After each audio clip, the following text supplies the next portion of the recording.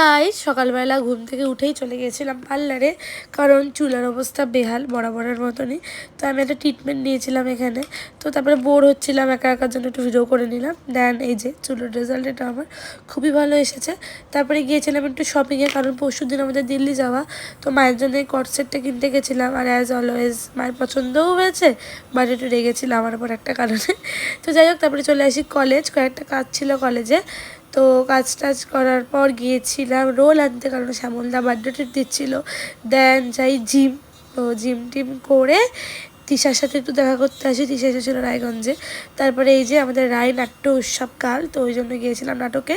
সেখানে ছিল সৃষ্টির জন্মদিন, তো সেটাই সেলিব্রেশন হচ্ছিলো। আর সৃষ্টি এখানে দেখো কেক বানানো হয়েছিল পুরো। তো দেন রিহার্সাল করার পর এই যে সবার ছুটি হয়ে গেছিলো।